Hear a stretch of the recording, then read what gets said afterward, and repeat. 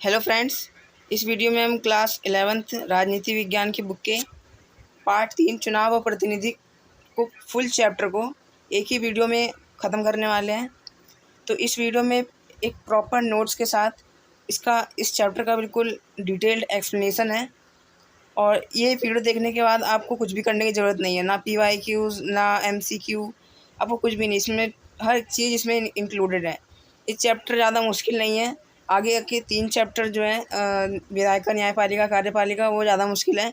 तो आप इस चैप्टर को, ऐसा नहीं है कि आसान है तो ध्यान ना दें, इसमें पूरे अच्छे से ध्यान देना है आपको, क्योंकि इस चैप्टर से 3 या 4 नंबर के क्वेश्चन बनते हैं एग्ज़ाम में। तो चैप्टर का नाम है चुनाव और प्रतिनिधि। प्रतिनिधि की डेफिनेशन क्या होती है, पूछा तो नहीं गया, फिर आपको पता होनी चाहिए कि चुनाव प्रक्रिया में जनता जिस व्यक्ति को चुनकर संसद या विधानसभा में भेजती है, उस व्यक्ति को जनता का प्रतिनिधि कहते हैं। इजी सी डेफिनेशन है। एक फिर प्रश्न बन के आता है हमारे पास कि हमें प्रतिनिधि क्यों चुनते हैं। हम डायरेक्ट भी तो वोट दे सकते हैं सरकार के लिए, सरकार को चुनने के लिए। प्रतिनिधि क्यों चुने हम? तो इसका आंसर ये है कि विशाल जनसंख्या और बड़े क्षेत्रफल के कारण कानून बनाते समय और निर्णय लेते समय सभी नागरिक प्रत्यक्ष रूप से भाग नहीं ले सकते। इसलिए हमें लोगों को प्रतिनिधियों का चुनाव करना पड़ता है। अगर आप भारत जितना बड़ी जनसंख्या वाला देश है, अगर सभी लोग वोट देंगे तो ये बहुत ज़्यादा सुव्यवस्थित ढंग से नहीं हो पाएगा, और ना ही ये असंभव है। क्योंकि आप खुद ही देखिए कि इतनी बड़ी जनसंख्या में अगर हर एक बंदा निर्णय लेगा, हर एक बंदा फैसले लेगा, तो फिर चल गया देश। इसलिए हम प्रतिनिधि चुनते हैं। मतलब लोकसभा के लिए अलग प्रतिनिधि, आपको पता होगा MP जो चुने जाते हैं 345 होते हैं, 43 मान लीजिए। और जो MLA होते हैं वो हर राज्य के स्तर के हिसाब से डिपेंड करता है। तो इस प्रकार हम प्रतिनिधि चुनते हैं ताकि वो हमारे प्रतिनिधित्व करे सरकार के अंदर, हमारे हमारे ओर से निर्णय और फैसले ले। तो ये क्वेश्चन आपको ध्यान में रखना है। हालांकि इंपॉर्टेंट नहीं है ये, वैसे मैंने आपको ऐसे बता दिया। फिर यहाँ पे सबसे ज़्यादा इंपॉर्टेंट टॉपिक आ जाता है इस चैप्टर का। सबसे ज़्यादा तो नहीं कहूँगा, पर है इम्पोर्टेंट है कि लोकतंत्र के प्रकार क्या है। तो आपको याद रखना है, लोकतंत्र के 2 प्रकार हैं, प्रत्यक्ष लोकतंत्र और अप्रत्यक्ष लोकतंत्र। नाम से ही पता चल रहा है कि ये डायरेक्ट लोकतंत्र है और इनडायरेक्ट। डायरेक्ट में क्या होता है कि लोग डायरेक्ट अपने वोट दे देते हैं, मतलब प्रतिनिधि को चुनाव नहीं करते हैं। इसमें सरकार चुननी है तो डायरेक्ट वोट दे दिया, फैसले लेने हैं तो डायरेक्ट वोट दे के फैसले लिए, और निर्णय लेना डायरेक्ट निर्णय ले लिया। और आप सोच लोगे कि ऐसा कैसे, ऐसा संभव कैसे है।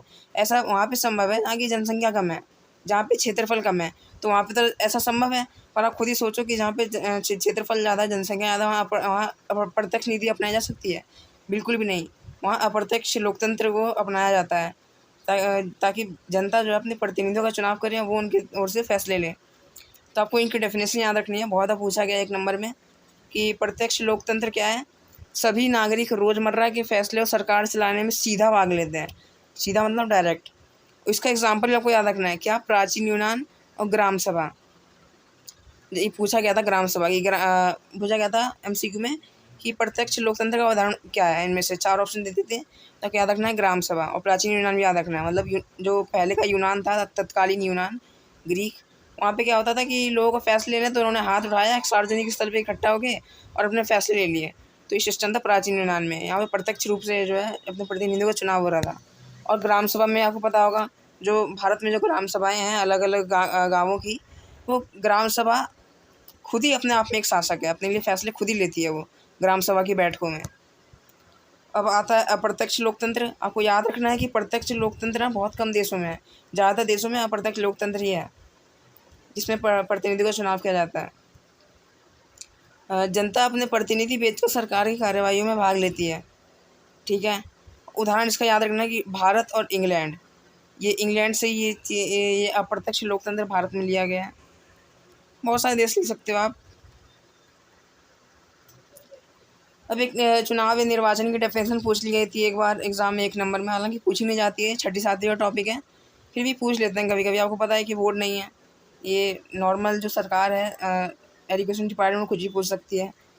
तो यही है कि निर्वाचन या चुनाव की डेफिनेशन, जनता जिस विधि से अपने प्रतिनिधियों को चुनती है उसे चुनाव या निर्वाचन कहते हैं। बहुत सिंपल है, मतलब जिस प्रक्रिया से जनता अपने प्रतिनिधियों को चुनेगी उसे तो निर्वाचन कहेंगे। अब एक इम्पॉर्टेंट चीज़ आती है कि मतदाता सूची निर्वाचन आयोग जारी करता है। जो मतदाता सूची होती है, वोटर लिस्ट, उसमें जो वो सभी वोटर्स के नाम लिखे होते हैं और डिटेल लिखी होती हैं। तो ये कौन जारी करता है? निर्वाचन आयोग। आपको ये बात याद रखना है कि निर्वाचन आयोग को चुनाव आयोग भी कहते हैं, ठीक है, इलेक्शन कमीशन जिसे कहते हैं। फिर एक सबसे ज़्यादा इम्पोर्टेंट, मैं यहाँ मोस्ट वेरी इंपॉर्टेंट में सब लिख दिया यहाँ पे, ये कुछ ज़्यादा इंपॉर्टेंट है, मान के चलो। ये इतना ज़्यादा इंपॉर्टेंट है कि मान के चलो कि इस चैप्टर में 50% चांसेस इसी क्वेश्चन के आने के रहते हैं। 50%, और भी चीज़ें आ सकती हैं, पर 50% चांसेस यही क्वेश्चन आने के रहते हैं इस चैप्टर में से, क्योंकि एनसीईआरटी आपको पता है, एनसीईआरटी बीच बीच में से पूछती है। तो एनसीईआरटी में कथन दिया हुआ था, चुनाव और लोकतंत्र एक सिक्के के दो पहलू हैं। चुनाव और लोकतंत्र एक सिक्के के दो पहलू हैं। इस कथन को समझाते हुए चुनावों का लोकतंत्र में महत्व क्या है, समझाइए। अब इस कथन को स्पष्ट करते हुए हमें ये बताना है कि जो चुनाव है, यानी कि जो लोग चुनाव करते हैं, प्रतिनिधि चुनते हैं, उसमें लोकतंत्र का क्या महत्व है, मतलब चुनावों का लोकतंत्र में क्या महत्व है। तो पहले तो यहाँ पे आपको ये लिखना है कि चुनाव और लोकतंत्र दोनों एक सिक्के के दो पहलू हैं। हमने स्टेटमेंट लिख दी पहले। चुनाव के बिना लोकतंत्र अधूरा है, मतलब कोई अस्तित्व नहीं है लोकतंत्र का।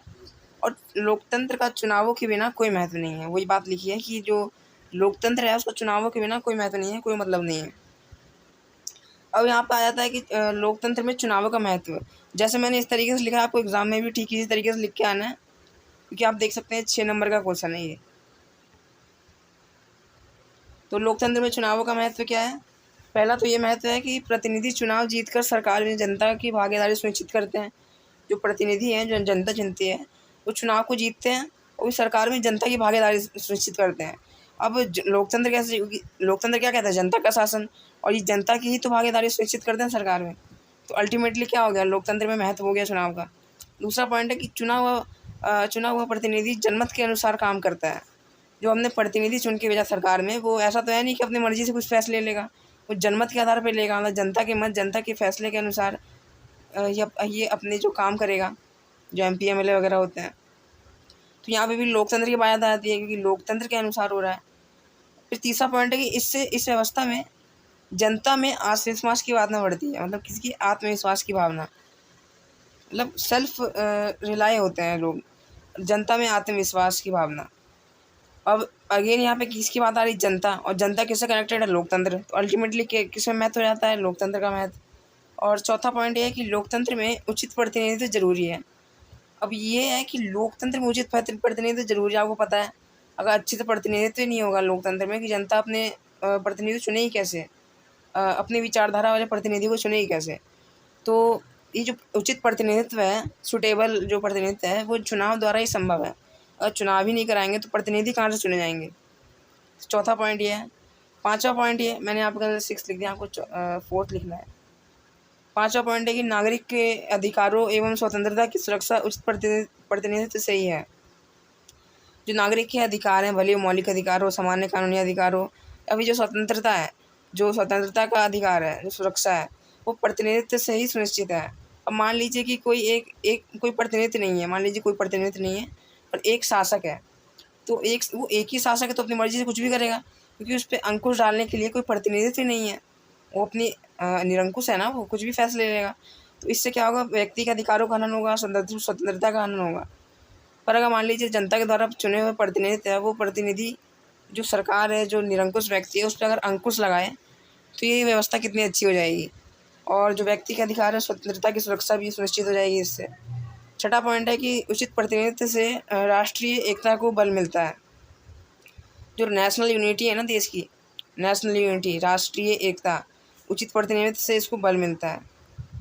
कैसे मिलता है? यहाँ पे एक जनता का समूह है, इसने अपने अपने प्रतिनिधियों को चुने। अब ये जो प्रतिनिधि चुने गए हैं, साथ में बैठकर साथ में निर्णय लेते हैं। किसके लिए? ये अपने जिन जनता ने चुना है उनके लिए। तो इससे राष्ट्रीय एकता का महत्व बढ़ता है। तो आपको 6 नंबर में आया था, तो आपको ये 6 पॉइंट जरूरी लिखना है, अच्छे से याद कर लेना। आपको ये क्वेश्चन मान के चलिए सबसे ज़्यादा इम्पोर्टेंट है इस चैप्टर का। और मैंने यहाँ पे एक फ्लो चार्ट के द्वारा भी समझाया है कि जो यहाँ पे लिख दिया मैंने, जो प्रतिनिधि, आपको कंफ्यूज नहीं होना है कि प्रतिनिधि मतलब प्रत्याशी होता है, निर्वाचन मतलब चुनाव होता है। तो ये फ्लो चार्ट ये इसी पूरी चीज़ को ऊपर जो दी गई है उसको समझा देता है, आपको बना के आना है। एग्ज़ाम में ऐसा क्वेश्चन आता है तो आपको ज़रूर बना के आना है, एग्ज़ामिनर के दिमाग पर अच्छा इम्पैक्ट डालता है। ठीक है, आपको यह है लोकतंत्र, मतलब ये लोग हैं यहाँ पे। अब इन्होंने चुनाव दिया, चुनाव के द्वारा अपने प्रतिनिधि चुने।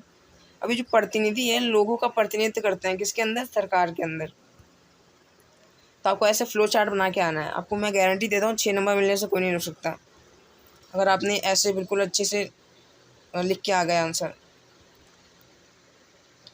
फिर अगला देखते हैं क्या है, भारत और चुनाव व्यवस्था।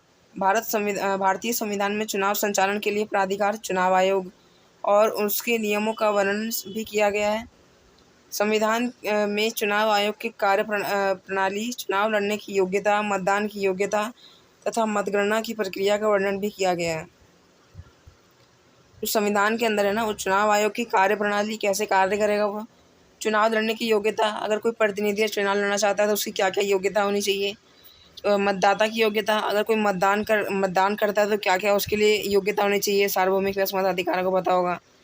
और मतगणना की प्रक्रिया, अब ये मतदान के होने के बाद जो मतगणना होगी, जो वोट कैलकुलेट होंगे, वो उस प्रक्रिया को देख रेख कौन करेगा, कैसे वो प्रक्रिया पूरी होगी। तो ये सब संविधान में हमारे वर्णित किया गया है, और ये सब करवाता कौन है? चुनाव आयोग। अब यहाँ पे एक वेरी इंपॉर्टेंट चीज़ लिखी है, मतलब स्वतंत्र चुनाव आयोग। स्वतंत्र चुनाव आयोग क्या कहता है, क्या ये भारतीय संविधान के अनुच्छेद संख्या 324, आपको याद रखना है, अनुच्छेद संख्या 324 के अनुसार स्वतंत्र और निष्पक्ष चुनाव कराने के लिए भारत में स्वतंत्र निर्वाचन आयोग होगा। स्वतंत्र और निष्पक्ष चुनाव, ये आपको याद कर लेना है, एक कीवर्ड है, स्वतंत्र और निष्पक्ष चुनाव। मतलब आप किसी भी आंसर में चेप सकते हैं उसको, मान लो आपको नहीं मिल रहा है और किसी की विशेषता बनाने को आया है तो आप ये चेप दो आंसर। मतलब ये ज़रूरी नहीं है आप कि वो स्टूडेंट पर बैठ जाएगा, और फिर भी अगर नहीं आ रहा है 5 नंबर क्वेश्चन 4 पॉइंट याद आ रहे हैं तो ये आप कर सकते हो।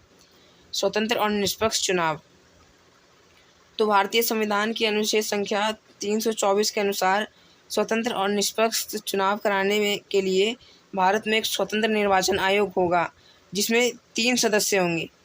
3 सदस्य कौन कौन? एक तो मुख्य निर्वाचन आयुक्त होगा, और 2 जो है सामान्य निर्वाचन आयुक्त होंगे। तो आपको ये अनुच्छेद संख्या 324 याद रखना है। और स्वतंत्र चुनाव आयोग काम क्या है इसका? स्वतंत्र और निष्पक्ष चुनाव कराना। अब एक क्वेश्चन पूछा गया था 1 नंबर में कि भारत के जो प्रथम निर्वाचन आयुक्त थे वो उनका नाम क्या था? मतलब जो प्रथम मुख्य निर्वाचन आयुक्त थे उनका नाम था श्री सुकुमार सेन। याद रखना है, इंपॉर्टेंट है, श्री सुकुमार सेन। और ज़रूरी नहीं है कि ये पूछा एग्ज़ाम में नहीं पूछा सकता है, पर आपको जो बड़े बड़े एग्ज़ाम्स होते हैं उनमें भी ऐसे छोटी छोटी चीज़ें पूछ ली जाती हैं MCQ में, कि प्रथम निर्वाचन आयुक्त का नाम बताइए, प्रथम न्यायाधीश का नाम बताइए, ऐसे पूछा जा सकता है। 1989 अब 1989 तक निर्वाचन आयोग एक सदस्य ही था। मतलब इसमें एक ही सदस्य हुआ करता था। निर्वाचन आयोग की अध्यक्षता एक ही सदस्य द्वारा की जाती थी, मतलब मुख्य निर्वाचन आयोग द्वारा। पर 1989 में क्या हुआ, क्योंकि इसमें केवल एक ही निर्वाचन आयुक्त था, परंतु 1979 में इसमें 2 और निर्वाचन आयुक्त लाए गए, जिससे निर्वाचन आयोग बहुसदस्यीय बन गया। 1989 में क्या किया कि इसे 2 और निर्वाचन आयुक्त ला दिए, जिनको सामान्य निर्वाचन आयुक्त कहा गया, और फिर ये जो निर्वाचन आयुक्त है बहुसदस्यीय हो गया। और निर्वाचन आयुक्त ही निर्वाचन आयोग की अध्यक्षता करता है। जो मुख्य निर्वाचन आयुक्त होता है, एक तो 3 निर्वाचन आयुक्त होते हैं, एक होता है मुख्य वाला, और एक होते हैं छोटे छोटे 2 होते हैं, मतलब मान के चलो जो सामान्य निर्वाचन आयुक्त होते हैं। तो ये 3 सदस्य होते हैं, और जो अध्यक्षता कौन करता है निर्वाचन आयोग की? मुख्य वाला करता है। 3 निर्वाचन आयुक्तों की चुनावी शक्तियाँ समान है, इनकी चुनावी शक्तियाँ समान है, भले एक मुख्य है पर इनकी जो चुनावी शक्तियाँ तीनों की समान है। इनकी नियुक्ति राष्ट्रपति द्वारा मंत्रिपरिषद की परामर्श पर की जाती है। इनका कार्यकाल 6 वर्ष का होता है। परामर्श का क्या अर्थ होता है? सलाह पे, मंत्रिपरिषद की सलाह पर की जाती है इनकी नियुक्ति राष्ट्रपति द्वारा। ये आपको याद रखना है। इनका कार्यकाल कितने वर्ष का होता है? 6 वर्ष का होता है निर्वाचन आयुक्तों का कार्यकाल। आपको पता होगा कि जो राज्यसभा के सदस्य हैं उनका भी 6 वर्ष का कार्यकाल होता है। अब एक यहाँ पर डिफ्रेंसिएशन आ जाता है, वो बहुत ज़्यादा इम्पोर्टेंट। कौन सा डिफरेंशिएशन? सर्वाधिक मत पाने वाले की जीत और समानुपातिक प्रतिनिधित्व की पे जो है डिफरेंशिएशन पूछा जाता है एग्ज़ाम में। तो क्या आएगा इसमें? सर्वाधिक मत पाने वाले की जीत में इसमें पूरे देश को छोटे छोटे निर्वाचन क्षेत्रों में बांट दिया जाता है। ये काट रखा है मैंने, ये काट रखा है। और इसमें क्या होता है कि इसमें पूरे देश को एक निर्वाचन क्षेत्र मान लिया जाता है। ऐसे अर्जेंटीना, पुर्तगाल में आपने देखा होगा। हाँ, एक बात आपको याद रखना है, छोटे छोटे निर्वाचन क्षेत्र में बांट दिया जाता है। तो भारत में ऐसे कितने निर्वाचन क्षेत्र में बांटा गया है? 343 निर्वाचन क्षेत्रों में। और ये जनगणना कब से चले आ रही है? 1971 में। विधायिका वाले चैप्टर में आप देखोगे, पर ये बता दे रहा हूँ, ये जो निर्वाचन क्षेत्रों की जो संख्या है भारत के अंदर, ये 1971 की जनगणना के अनुसार चला आ रहा है। आपको पता है ना कि 10 लाख जनसंख्या पे एक सांसद बैठता है, मतलब एक निर्वाचन क्षेत्र होता है। तो यही है कि इसमें पूरे देश को छोटे छोटे निर्वाचन क्षेत्रों में बांट दिया जाता है। अगले डिफरेंस देखते हैं कि सर्वाधिक मत वाले की जीत में क्या होता है? हर निर्वाचन क्षेत्र में से केवल एक ही प्रतिनिधि चुना जाता है, केवल एक। इसमें क्या होता है, मतलब समानुपातिक प्रतिनिधित्व में कि इसमें एक निर्वाचन क्षेत्र में कई प्रतिनिधि चुने जा सकते हैं। मतलब ऐसा नहीं है कि एक निर्वाचन क्षेत्र में एक ही सांसद होगा, इसमें कई सारे हो सकते हैं एक निर्वाचन क्षेत्र में। मतदाता प्रत्याशी को वोट देता है, मतलब प्रतिनिधि को वोट देता है। इसमें क्या होता है, मतदाता जो है पार्टी को वोट देता है। इसमें क्या होता है कि हर निर्वाचन क्षेत्र में सबसे अधिक वोट पाने वाले प्रत्याशी विजयी होता है। जो सबसे आगे वही जीत। First past the post. इसमें आपको ध्यान रखने वाली बात है कि जो सर्वाधिक मत पाने वाले की जीत है, नाम से पता चल रहा है ये कोई निर्वाचन क्षेत्र है। इसमें जितने भी प्रतिनिधि होंगे उनमें से जिसको सबसे ज़्यादा वोट मिलेगा वही जो है जीत जाएगा। और इसको क्या कहा गया है? इसको कहा गया है कि जो सबसे आगे उसी की जीत। और अंग्रेजी में आपको याद रखना है फर्स्ट पास्ट द पोस्ट। एक पूछा गया था कि फर्स्ट पास्ट द पोस्ट प्रणाली से आप क्या समझते हैं? आपको ये लिखना है कि सर्वाधिक मत पाने वाली प्रणाली की व्याख्या करता है जिसमें सबसे ज़्यादा वोट पाने वाले प्रत्याशी विजयी होता है। ठीक है। और इसमें क्या होता है कि जो पार्टियां हैं, मतलब इसमें समानुपातिक में तो पहले मतदाता पार्टी को वोट देता है, ना कि प्रतिनिधि को। और फिर पार्टियां अपने द्वारा जारी की गई प्रत्याशियों की प्राथमिकता सूची से जीती हुई सीटों के लिए प्रत्याशी चुन लेती है।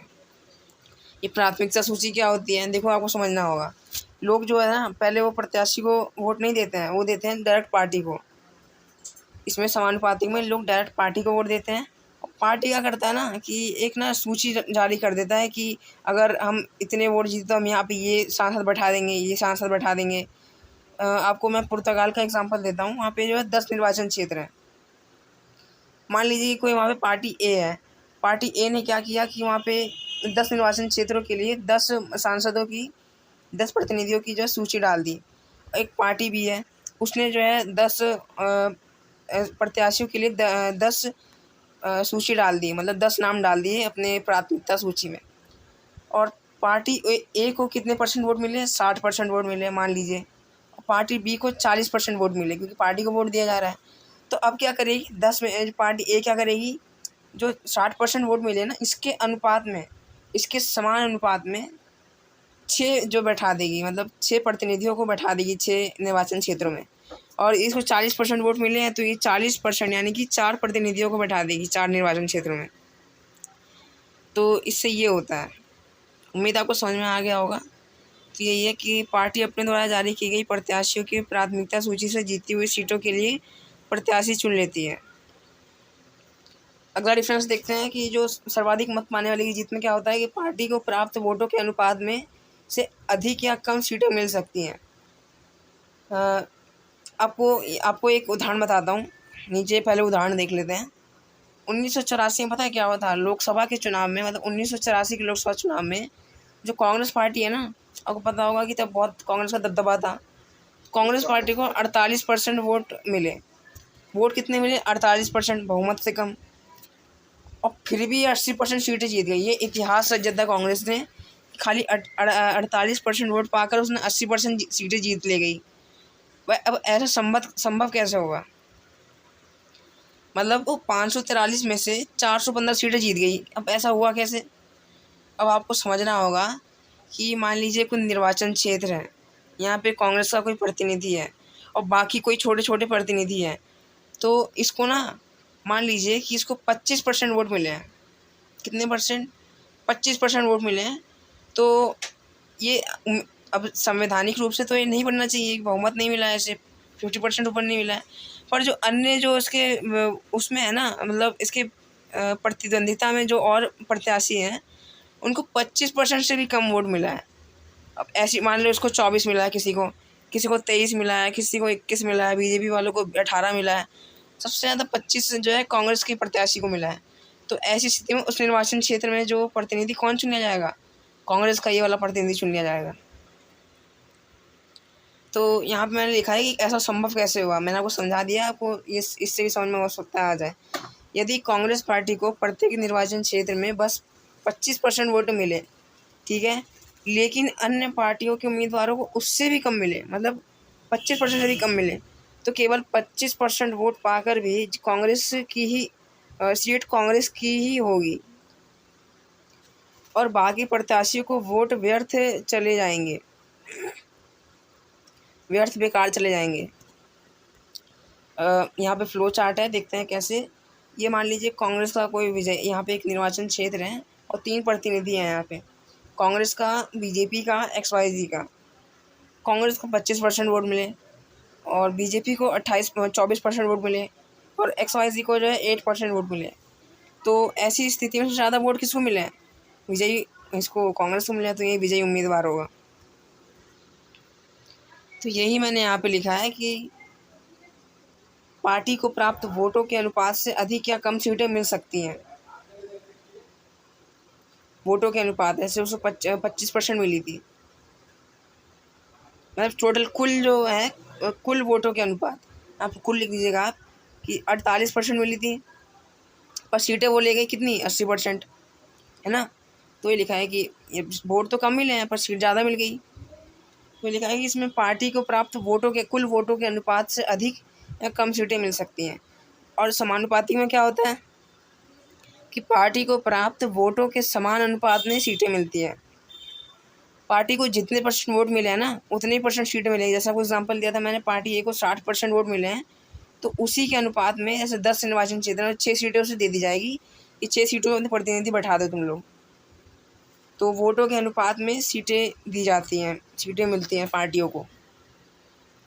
तो ये वाला इम्पोर्टेंट आप मान के चलो, इसमें डिफरेंशिएशन है इसमें। और एक और है कि विजयी उम्मीदवार को ज़रूरी नहीं है कि वोटों का बहुमत मिला हो।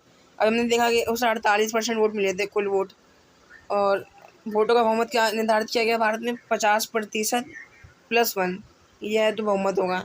अब बहुमत नहीं मिला तब भी सरकार बन गई। तो ऐसा हो सकता है सर्वाधिक मत वाली प्रणाली में कि विजयी उम्मीदवार को ज़रूरी नहीं कि वोटों का बहुमत मिले, जबकि जो समानुपातिक प्रतिनिधित्व प्रणाली है उसमें विजयी उम्मीदवार को वोटों का बहुमत मिला होना चाहिए। ये इसमें जो है मैंडेटरी है कि जो वोटों का बहुमत है वो मिला हो। जैसे आपको मैं बताता हूँ, इजराइल जो है ना, इजराइल देश, वहाँ पे यही है, समानुपातिक प्रतिनिधित्व प्रणाली है। तो वहाँ पे वोटों का बहुमत पता है कितना तय किया गया है? मतलब 3.25% वोट, मतलब एक प्रत्याशी को जीतने के लिए मिनिमम ये वोट तो मिले होने चाहिए, तभी वो जो है चुना जाएगा। समझ में आया आपको? इतने वोट तो मिले ही होने चाहिए। तो ये कि विजयी उम्मीदवार को वोटों का बहुमत मिला होना चाहिए, मिला होना ज़रूरी है। अगर नहीं मिला है तो क्या वो आएगा ही नहीं, मतलब वो प्राथमिकता सूची में उसका नाम ही नहीं दर्ज होगा। तो ये सिस्टम होता है। अब सर्वाधिक मत वाली प्रणाली के उदाहरण क्या है? भारत और UK, मतलब यूनाइटेड किंगडम। और जो समानुपातिक प्रतिनिधित्व प्रणाली है उसका उदाहरण क्या है? इजराइल और नीदरलैंड। अर्जेंटीना और पुर्तगाल भी ले सकते हो आप, इसके उदाहरण पूछे गए थे। इजराइल और नीदरलैंड जो है इसके उदाहरण है समानुपातिक प्रतिनिधित्व प्रणाली। तो ये आपको ये पूरा डिफ्रेंशिएशन अच्छे से याद कर लेना है, ये मोस्ट इम्पॉर्टेंट है। इतना बड़ा डिफ्रेंशिएशन है, 6 नंबर का पूछा जाता है मिनिमम। और ये उदाहरण भी आपको याद रख लेना है। अगर आपको मान लीजिए एक्सप्लेन करने को दे दे कि पार्टी को प्राप्त वोटों के अनुपात से अधिक या कम सीटें मिल सकती हैं, व्याख्या करें, मतलब समझाइए। तो आपको ये समझा देना, इस उदाहरण के रूप से समझा देना है आपको कि 1984 में कांग्रेस को मिले तो 48% वोट थे और वो 80% सीटें जीत गई। मतलब 543 में से 415 सीट जीत गई। कैसे कि कांग्रेस पार्टी, अगर मान लिया जाए कि कांग्रेस पार्टी को प्रत्येक निर्वाचन क्षेत्र में 25% वोट मिले हैं, पर अन्य दलों के उम्मीदवारों को उससे भी कम मिले हैं, तो ऐसी स्थिति में जो है विजयी उम्मीदवार कांग्रेस का होगा 25% वोट पाकर भी। और आपको ये वोट, आपको जो ये बना देना है, ये फ्लोर चार्ट बना देना है, ये अच्छा इम्पैक्ट डालता है, बताया था मैंने। आगे चलते हैं। अब यहाँ पे एक इम्पॉर्टेंट हेडिंग आ जाती है, ये नहीं किया जाता है, ये आप याद नहीं भी करोगे तब भी चलेगा, ये मैंने लिख दिया है। मान लीजिए कोई कम्पिटेटिव एग्ज़ाम की, यूपीएससी वगैरह की तैयारी कर रहा है तो इसके लिए इम्पॉर्टेंट है, ठीक है। पर इसकी जो अभी तक पूछी गई है, मैंने प्रीवियस में देखा है, तो यही हेडिंग पूछी गई है खाली, कि जो राज्यसभा के जो सदस्य हैं उनके चुनाव जो समानुपातिक प्रतिनिधित्व प्रणाली से होता है, ठीक है। आपको बस इतना याद रखना है कि राज्यसभा के सदस्यों का चुनाव समानुपातिक प्रतिनिधित्व प्रणाली से होता है। और एक और आप याद कर सकते हो कि एकल संक्रमणीय मत प्रणाली से होता है, आप ऐड कर देना कि राज्यसभा के चुनाव सदस्यों का चुनाव समानुपातिक प्रतिनिधित्व प्रणाली और एकल संक्रमणीय मत प्रणाली के आधार पर होता है। तो आपको मैं बता देता हूँ यहाँ पे क्या लिखा है। प्रत्येक राज्य को राज्यसभा में सीटों का निश्चित कोटा प्राप्त है।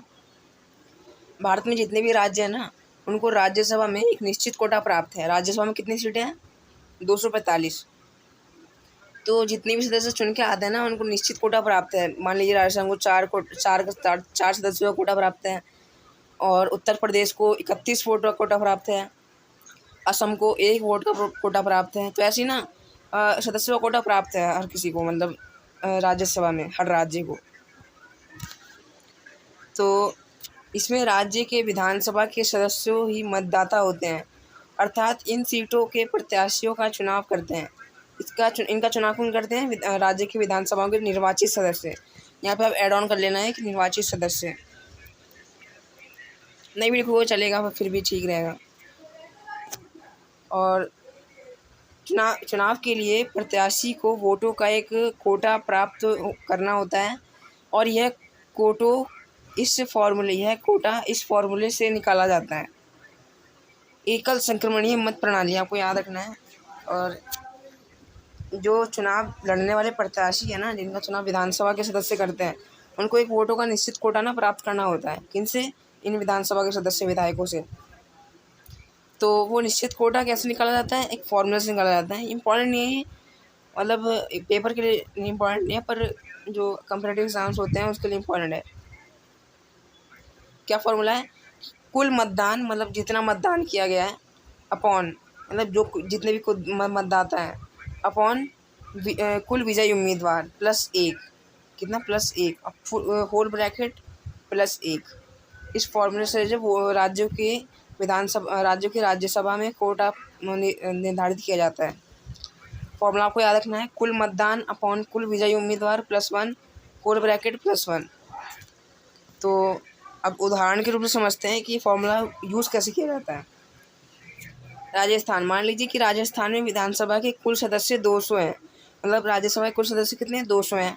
और राज्यसभा के लिए सदस्य, मतलब विधानसभा के लिए जो राजस्थान में है उसमें विधानसभा के लिए कुल सदस्यों की संख्या 200 है। अब राज्यसभा के लिए सब चुनाव करेंगे, ठीक है। तो राज्यसभा में उनको निश्चित कोटा कितना प्राप्त है? 4 सदस्यों का, मतलब राज्य के लिए सदस्य कितने चुने जाएंगे? राजस्थान से 4 सदस्य चुने जाएंगे। तो अब देखिए फॉर्मूला इम्प्लाई कैसे होता है। कुल मतदान, मतलब कुल कितने मतदान करने वाले बंदे हैं? 200, अपॉन फॉर्मूला देखेंगे कुल विजयी उम्मीदवार। अब कुल कितने विजयी उम्मीदवार हो सकते हैं? राज्यसभा के लिए सदस्य कितनी रिक्वायरमेंट है?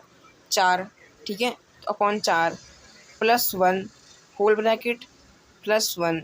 सॉल्व करेंगे तो कितना आएगा? ये हो जाएगा 5, फिर इससे काट देंगे तो ये हो जाएगा 4, 0 प्लस 1, 41 वोट हो जाएगा। मतलब एक उम्मीदवार को 41 वोट जब मिल जाएंगे तब वो सिलेक्ट हो जाएगा। किसके लिए? राज्यसभा के सदस्य के लिए। तो ऐसे ही आप कैलकुलेट कर सकते हैं। ये इम्पॉर्टेंट है नहीं ज़्यादा, क्योंकि ये कम्पिटेटिव एग्ज़ाम से पूछा जाता है। नॉर्मल आपकी, अगर आप जो है स्कूल के पेपर के लिए तैयारी कर रहे हो तो उसके लिए इम्पॉर्टेंट नहीं है ये। अब एक जो है इम्पॉर्टेंट टॉपिक देख लेते हैं कि क्या ये भारत में सर्वाधिक वोट से जीत की प्रणाली को क्यों स्वीकार किया गया है? अब भारत में ऐसा क्यों किया गया? भारत एक समानुपातिक प्रतिनिधित्व प्रणाली भी तो अपना सकता था, यही क्यों अपनाया सर्वाधिक वोटों से जीत की प्रणाली? और दूसरा क्या बन के आ जाता है, मतलब ये एक ही आंसर के दो क्वेश्चन, कि भारत की चुनाव प्रणाली की प्रमुख विशेषताओं पर प्रकाश डालें। ये भारत में चुनाव प्रणाली है ना, यही सर्वाधिक वोटों की जीत वाली प्रणाली, इसके प्रमुख विशेषताओं पे, इसकी स्पेशलिटीज़, मतलब जो भी इसकी जो विशेषताएं हैं उस पर प्रकाश डालें, मतलब बताएं। अब वो टॉन्ट्स मत डाल देना कि मतलब ये रहा प्रमुख विशेषता और इस पर टॉन्ट्स डाल दिया ऐसे करके और ये रहा प्रकाश, गलत हो जाएगा। इस 6 नंबर का क्वेश्चन आपको ऐसे ही पूछ सकते हैं कि सर्वाधिक वोट पाने वाली जीत प्रणाली की विशेषताएं बताइए, या भारतीय चुनाव प्रणाली की विशेषताएं बताइए, या फिर सर्वाधिक वोट से जीत प्रणाली को स्वीकार क्यों किया भारत में। तो आपको यही आंसर लिखना है। इससे कुल 5 पॉइंट है, आपको याद कर लेना है 5 पॉइंट। यह प्रणाली सरल है। एक सामान्य मतदाता जिसे राजनीति और चुनाव का विशेष ज्ञान नहीं है, इस पूरी चुनाव व्यवस्था को आसानी से समझ सकता है। ठीक है, पहला तो ये होगा कि ईजी है। चुनाव के समय मतदाताओं के पास स्पष्ट विकल्प होते हैं। चुनाव के समय में जो मतदाता होते हैं, जो आप और हम जैसे सामान्य लोग होते हैं, उनके पास स्पष्ट विकल्प होते हैं। अब जैसे पार्टियां दे देंगे कि चलो बीजेपी चुनो, कांग्रेस चुनो, तो ऐसे स्पष्ट विकल्प नहीं होंगे। तो पार्टी को प्रतिनिधित्व दे देंगे हमें कि ये प्रतिनिधि होगा, ये प्रतिनिधि होगा तुम्हारे में, तो फिर ऐसे में हमारे पास स्पष्ट विकल्प हो जाता है एक। और क्या कि यह प्रणाली भारत जैसे विशाल जनसंख्या वाले देश के लिए उपयुक्त है।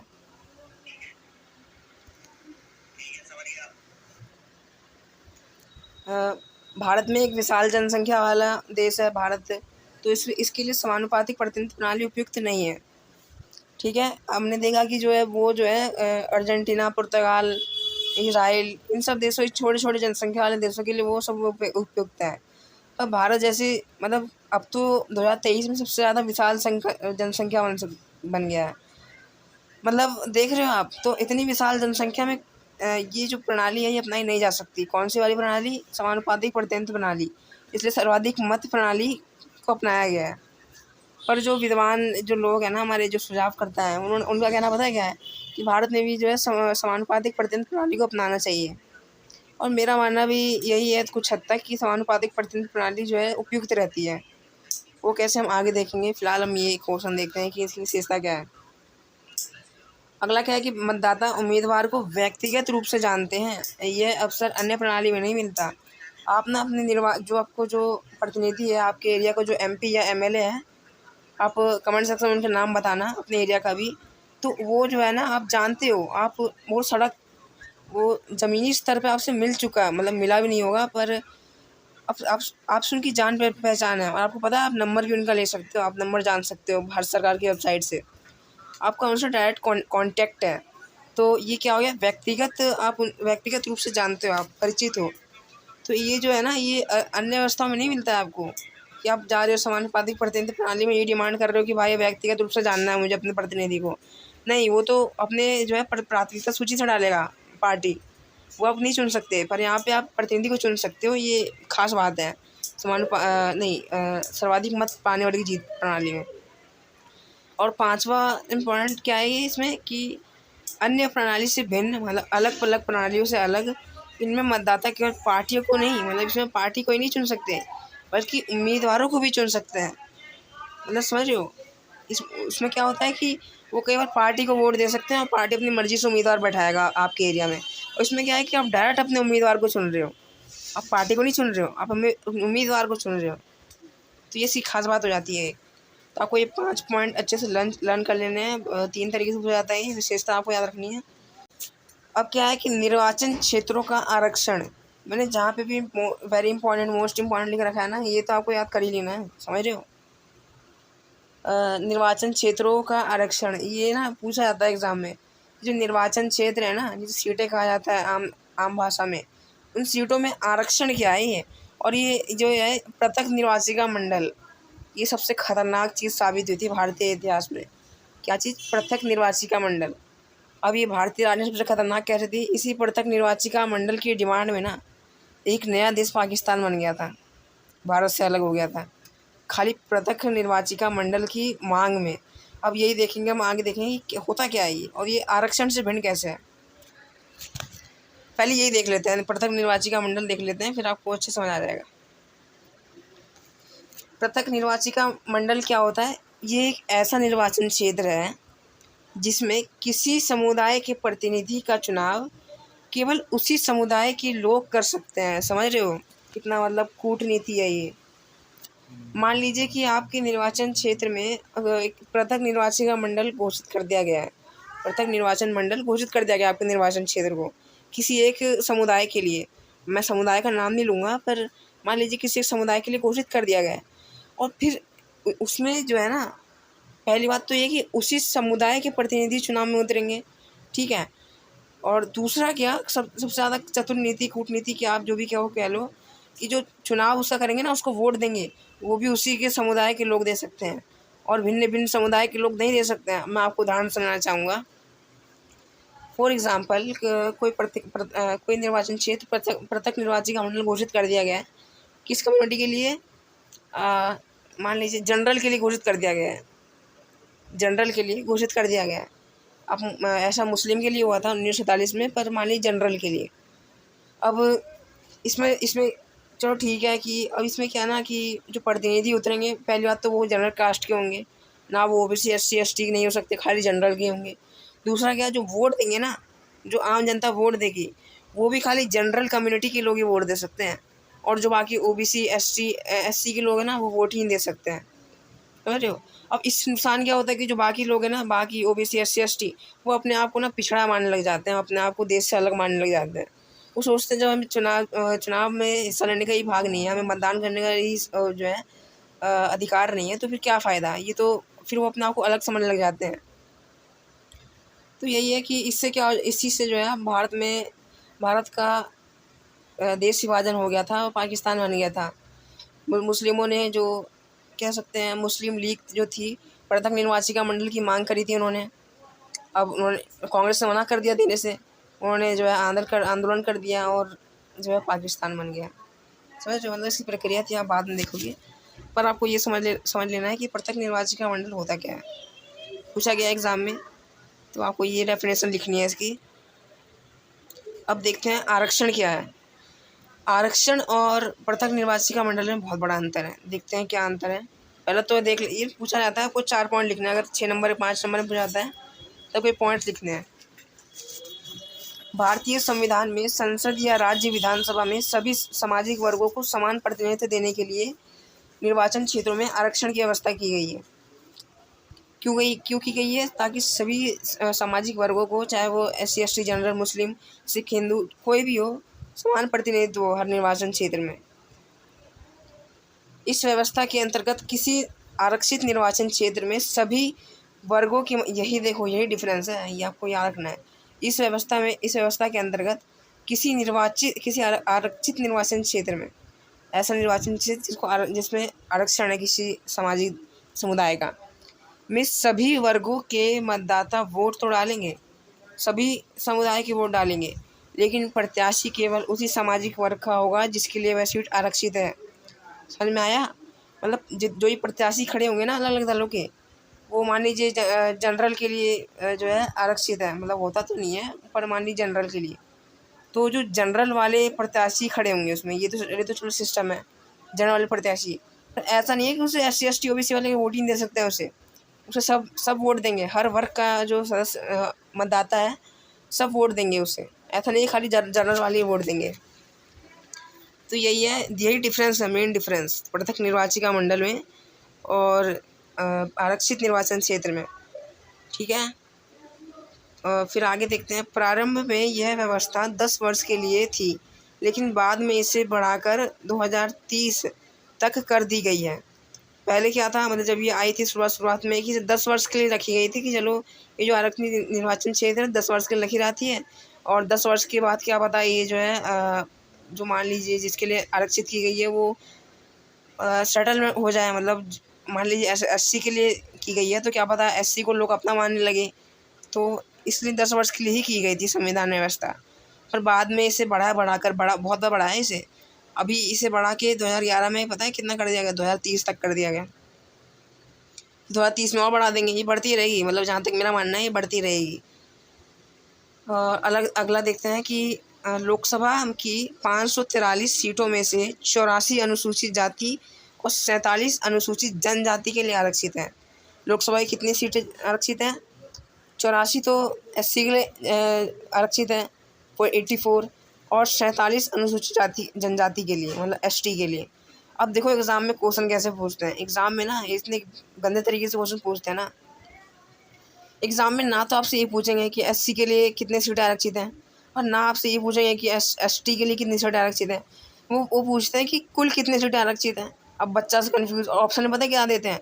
सबसे ए और बी में देते हैं 84 और 47। 50% बच्चे यही करते हैं कि 84 मर देंगे या 47 मर देंगे, जो रट्टा मारने वाले बच्चे होते हैं। पर वो पढ़ते नहीं हैं कि क्या लिखा है वहाँ पे। लिखा कुल, कुल मतलब SC प्लस ST दोनों के निर्वाचन क्षेत्रों को बताओ कितने हैं, तो आपको 84 और 47 को प्लस कर देना है। और वो ऑप्शन डी में दे रखे होते हैं ये लोग एग्जामिनर्स। क्या होता है 84 और 47 को प्लस करो कितना होगा? 103 हो जाएगा। तो 103 नहीं,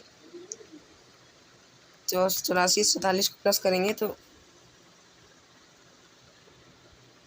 131 सीटें कुल आरक्षित हैं। 131 कुल निर्वाचन क्षेत्रों का आरक्षित मैं बता रहा हूँ। 543 में से 131 सीटें आरक्षित हैं। ये ऑप्शन सी में देते हैं एग्जामिनर्स, बहुत चालू होते हैं। अब देखते हैं कि क्या है निर्वाचन क्षेत्रों में कि कौन से निर्वाचन क्षेत्र आरक्षित होंगे। यह निर्णय एक स्वतंत्र संस्था द्वारा लिया जाता है। इसका नाम क्या है? जिसका नाम है परिसीमन आयोग। परिसीमन आयोग, ठीक है। इसका गठन राष्ट्रपति करता है। अब परिसीमन आयोग ना एक और चीज़ तय करता है। आपको पता होगा कि जो निर्वाचन क्षेत्र है, भारत में बहुत सारे निर्वाचन क्षेत्र हैं। अब ऐसे बहुत सारे निर्वाचन क्षेत्र होंगे, ऐसे करके उनकी जो सीमाएँ हैं ना, जिनकी सीमाएँ हैं वो भी परिसीमन आयोग ही तय करता है। ये बात आपको याद रखना है कि निर्वाचन क्षेत्रों की सीमाएँ भी परिसीमन आयोग तय करता है। और क्या कि जो कौन सा क्षेत्र आरक्षित होगा या नहीं होगा, ये भी परिसीमन आयोग तय करता है। पृथक निर्वाचिका मंडल देख लिया हमने। अब आ जाते हैं सार्वभौमिक वयस्क मताधिकार। तो सार्वभौमिक वयस्क मताधिकार के अनुसार क्या कि लोकतांत्रिक चुनावों में धर्म, जाति, लिंग के आधार पर भेदभाव के बिना 18 वर्ष की आयु से ऊपर के सभी नागरिक को मत देने का अधिकार है। आप 6ठी से 10वीं तक पढ़ते आ रहे हो क्या होता है, इसलिए मुझे ज़्यादा एक्सप्लेन करने की जरूरत नहीं है। मतलब बिना किसी भेदभाव के 18 वर्ष की आयु के ऊपर के सभी लोगों को मतदान का अधिकार है। किसके अंदर? भारत के अंदर। इसे ही बोलते हैं सार्वभौमिक वयस्क मताधिकार। पूछा गया है 1 नंबर में।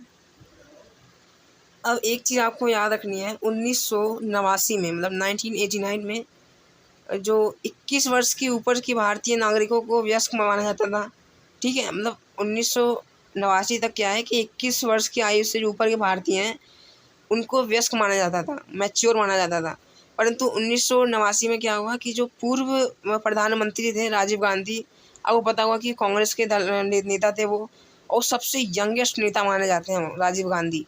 आपको पता है गोली मार के हत्या कर दी गई थी उनकी, राजीव गांधी की। राजीव गांधी के 2 जो अभी चल रहे हैं बेटे जो हैं राहुल गांधी और प्रियंका गांधी, ये राजीव गांधी के बेटे हैं, मतलब वंशज हैं।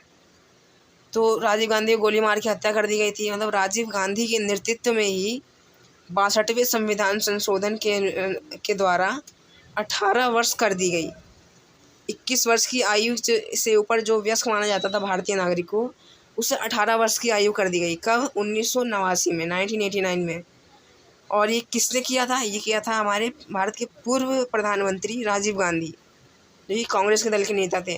और किस संविधान संशोधन के द्वारा? 62वें संविधान संशोधन, मतलब 62 संविधान संशोधन के द्वारा।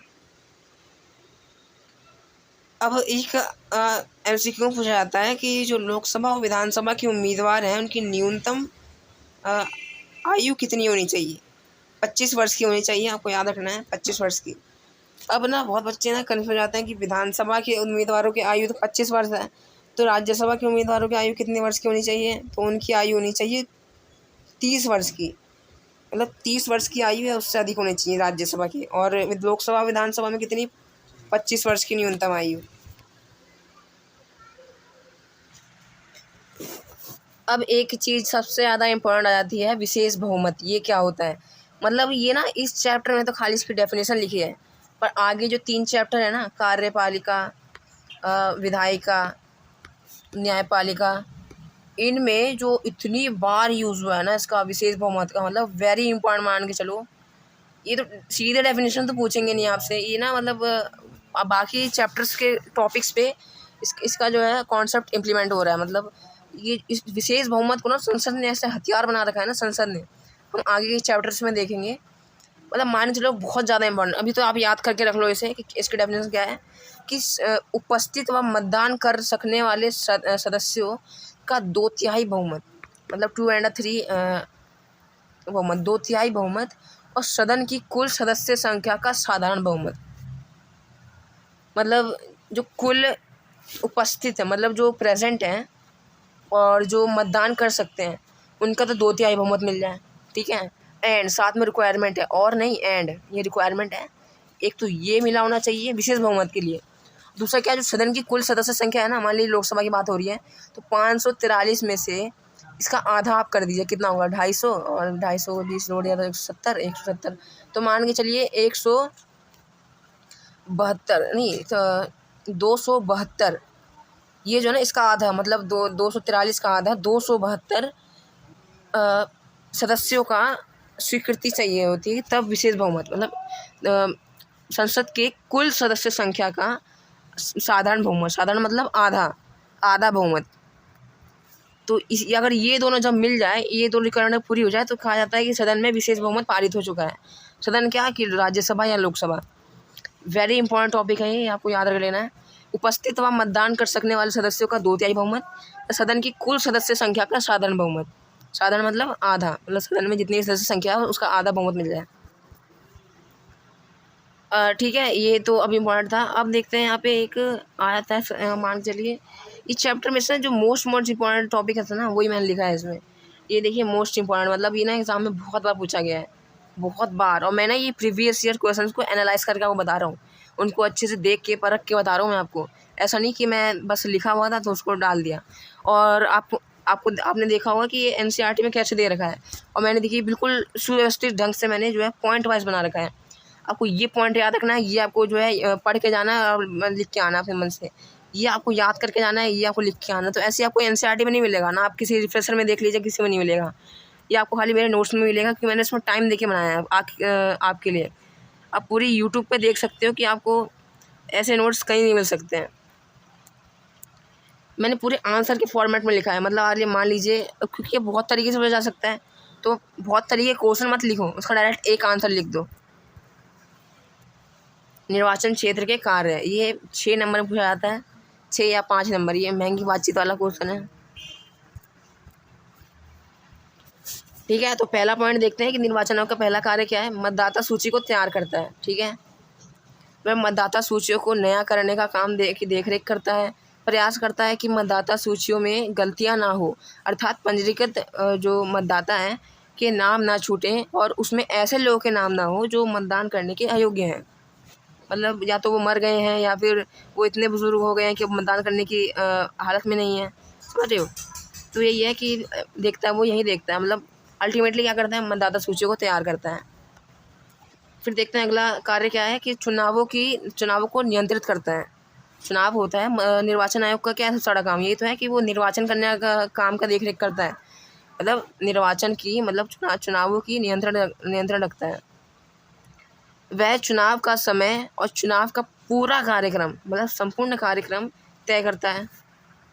नाम में ही निर्वाचन है, चुनाव आयोग, समझ रहे हो। इस कार्यक्रम में इन बातों का उल्लेख किया जाता है, किन बातों का, चुनाव की अधिघोषणा, मतलब चुनाव को पहले घोषणा कर दी कि इस डेट को चुनाव होगा। फिर नामांकन प्रक्रिया को शुरू होने की तिथि कि जो प्रतिनिधि हैं वो अपना नामांकन करा लें, अपना नाम लिखवा लें कि हम जो है चुनाव लड़ेंगे इस निर्वाचन क्षेत्र से। फिर मतदान की तिथि हमने देखा, मतदान की तिथि तय कर देता है। मतगणना की तिथि, मतलब जो मतगणना होगी, मत को गिना जाएगा, इसकी तिथि। और किससे गिना जाता है आपको याद रखना है, इलेक्टोरल वोट, इसे कहते हैं EVM, इलेक्टोरल वोट मशीन।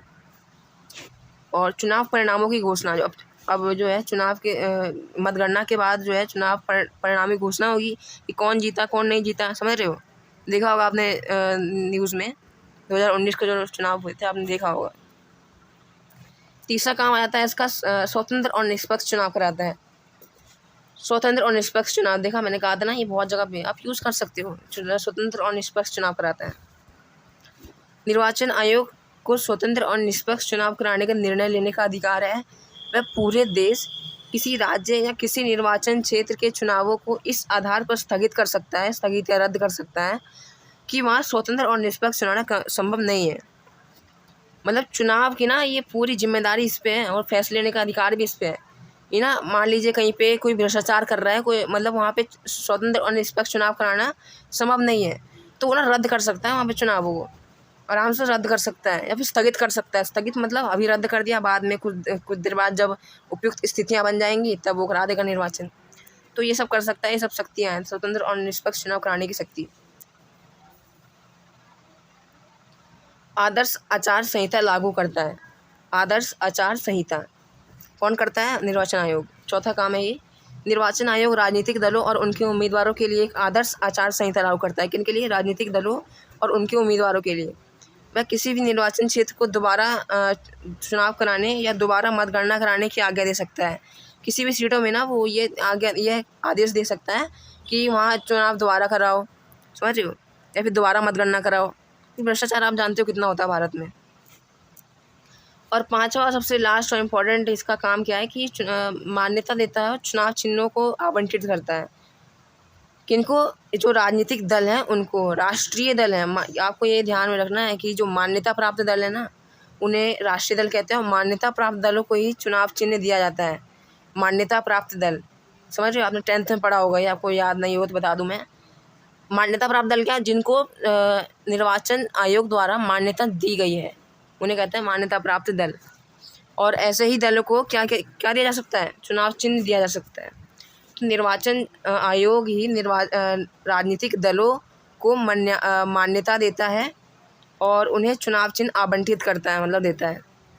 तो मान्यता कौन देता है? यही चुनाव आयोग। और चुनाव चिन्ह देने का काम किसका है? चुनाव आयोग का। समझ रहे हो, ये 5 काम है जो चुनाव आयोग करता है, यानी कि निर्वाचन आयोग करता है। ये 5 पॉइंट आपको याद कर लेना है। ये मोस्ट इम्पॉर्टेंट क्वेश्चन है, मतलब हमने देखा।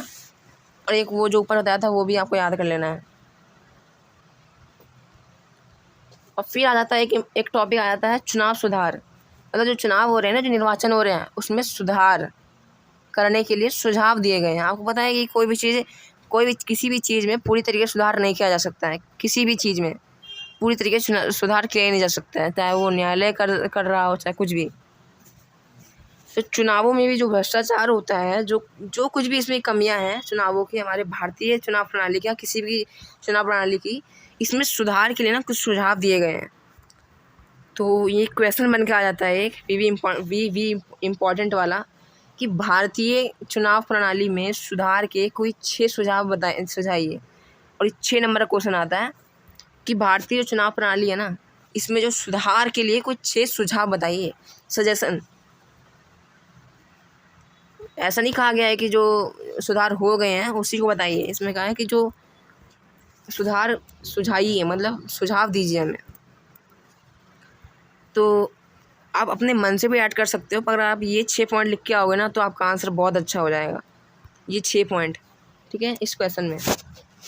भारतीय चुनाव प्रणाली में सुधार के लिए सुझाव। पहला तो यही कि सर्वाधिक मत वाले की जीत प्रणाली के स्थान पर समानुपातिक प्रतिनिधित्व प्रणाली लाया जाए। तो यही लोगों का मानना है। आपको मैंने ऊपर ही बताया था कि जो सर्वाधिक मत पाने वाले की जीत है ना, ये प्रणाली भारत में नहीं होनी चाहिए। इसकी जगह पे जो क्या होना चाहिए, इसमें इसकी जगह होनी चाहिए समानुपातिक प्रतिनिधित्व प्रणाली। ऐसा लोगों का मानना है और मेरा मानना भी ऐसा ही है। मतलब ऐसा नहीं है कि मैं इसके खिलाफ हूँ सर्वाधिक मत वाले के, पर इसमें क्या होता है, समानुपातिक प्रतिनिधित्व प्रणाली में भ्रष्टाचार कम होता है। आपको पता है कि जो भारत है ना, उसमें गरीब आदमी को ना पूरा ऊपर से लेकर नीचे तक चूस ले जाता है। समानुपातिक प्रतिनिधित्व प्रणाली है, लेकिन ऐसा नहीं होता है। ऐसा क्यों नहीं होता है? क्योंकि जितने वोट दिए हैं उसी के अनुपात में सीटें मिलेगी, समझ रहे हो। और मान लीजिए कोई छोटा दल है, छोटे जो बड़े बड़े दल है ना, बीजेपी, कांग्रेस, और ये छोटे दल को ना पैरों तले कुचल देते हैं। ये लोग ये छोटे दलों को पैरों तले कुचल देते हैं। किसके कारण? ये सर्वाधिक मत वाले के जीत के कारण। अगर मान लीजिए समानुपातिक, ऐसा क्यों? क्योंकि वोट तो इसे ही मिलते हैं, है ना। सर्वाधिक मत वाले की जीत में छोटे दलों को भी वोट मिलते हैं। पर वो वोट इतना कम होता है कि वो इनकी बराबरी नहीं कर पाते हैं, बड़े बड़े दलों की बराबरी नहीं कर पाते हैं और चुनाव हार जाते हैं।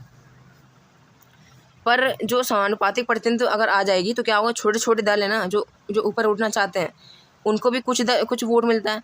तो ऐसा नहीं है कि उनको कम वोट मिला तो सीटें ही नहीं दी जाएगी, उनको कम वोट मिला है तो उसके अनुपात में उन्हें सीटें दी जाएंगी, सीटों में हिस्सा दिया जाएगा। ऐसा नहीं है कि जो बड़े बड़े दल हैं खाली उन पर सीमित हो जाएगा। और समानुपातिक में भ्रष्टाचार भी कम होता है। तो इसलिए मैं जो हूँ समानुपातिक प्रतिनिधित्व की तरफ हूँ। बाकी आप हर किसी की अलग अलग सोच हो सकती है। अगला देखते हैं कि चुनाव प्रणाली में सुधार के क्या सुझाव हैं कि संसद और विधानसभा में 1/3 सीटों पर महिलाओं का चुनाव होना चाहिए। आपको पता है जो संविधान निर्माता थे वो इतने ज़्यादा, मतलब मैं क्या कहूँ उनके लिए, वो उनमें बिल्कुल ना, मैं ऐसा तो नहीं कहूँगा उनमें दिमाग नहीं था बिल्कुल, पर उनमें वो ऐसे ऐसे बातों पे थोड़ी बहुत मुकर गए कि आज भारत उनको झेल रहा है। उनमें से एक बात है संसद, आपको पता होगा जो पंचायत है, जो स्थानीय शासन है, उसमें तो महिलाओं को 1/3 सीटों पर 1/3 सीट दी गई है, 1/3 सदस्यता दी गई है।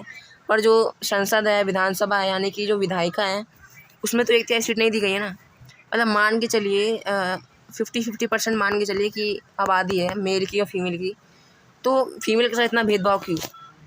फीमेल के साथ इतना भेदभाव क्यों? मुझे ये सवाल करना चाहिए सभी जनता को। उनको 1/3 सीट तक नहीं दिया गया है, मतलब संसद और विधानसभा में।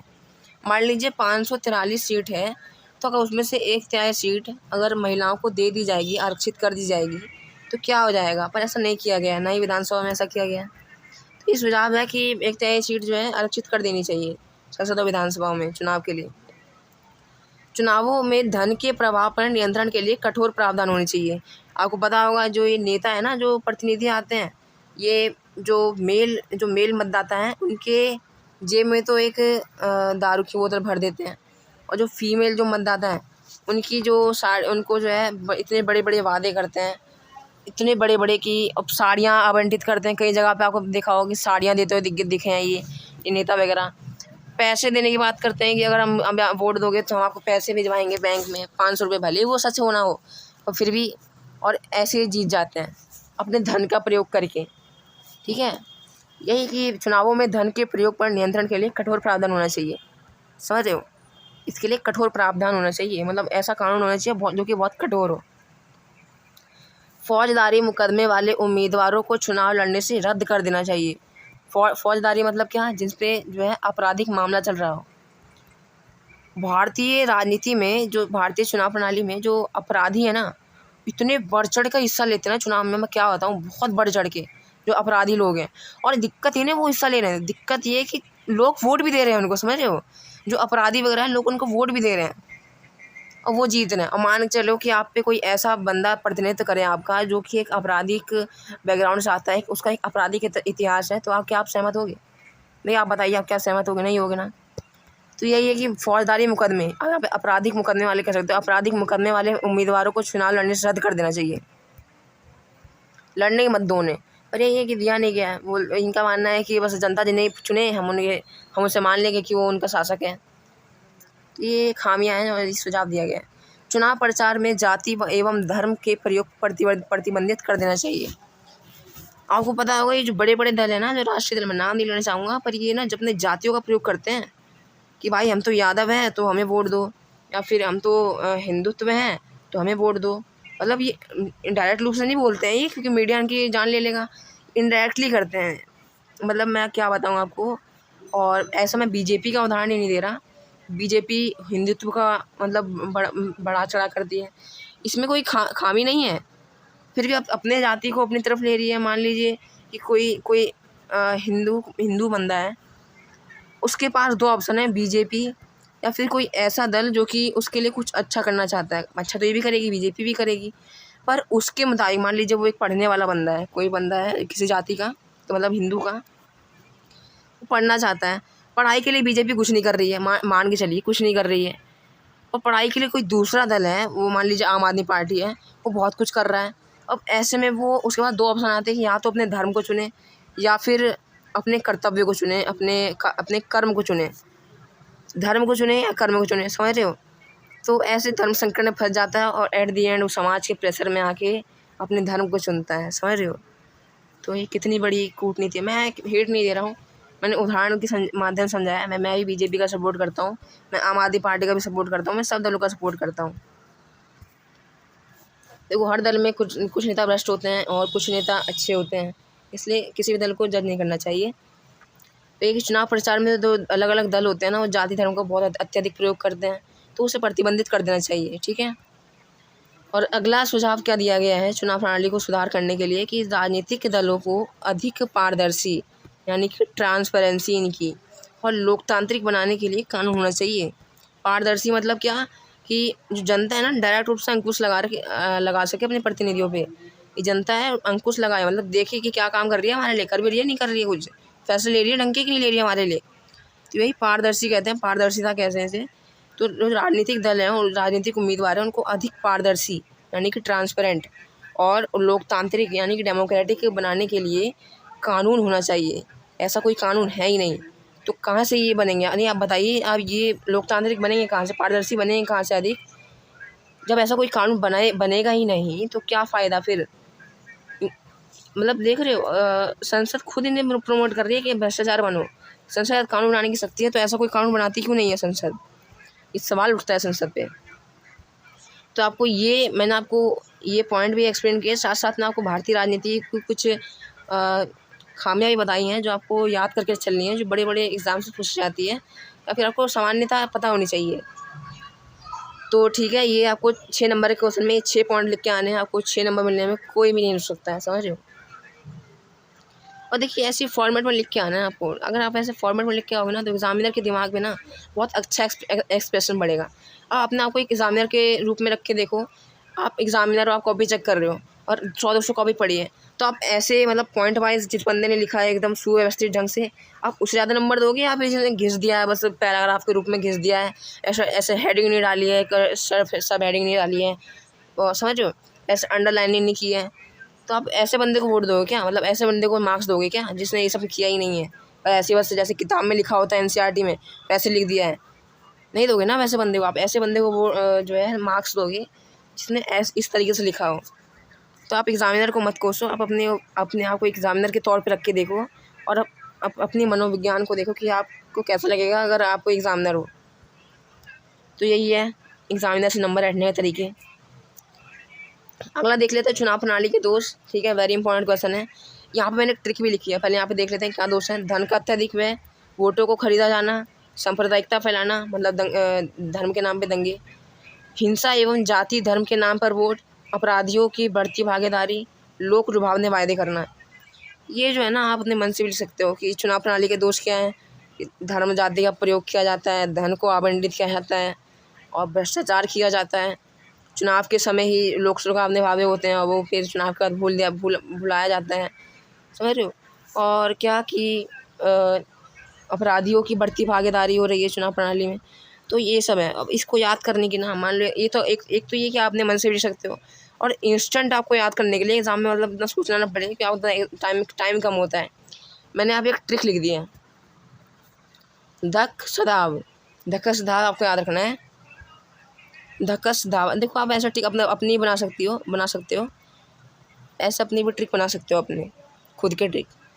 धकस धाव क्या, धा से धन से आपको याद रहता है धन का अत्यधिक व्यय, खा से क्या, खा से खरीदा जाना, वोटों का खरीदा जाना, सा से क्या, सा सांप्रदायिकता फैलाना, फिर धा से क्या, धा से जाति धर्म का नाम पे वोट, फिर आ से क्या, मतलब यहाँ जो आ का डंडा है उससे है अपराधियों की बढ़ती भागीदारी, और वाद से क्या, वाद से वोटों का खरीदा जाना, मतलब लोक लुभावने वादे करना।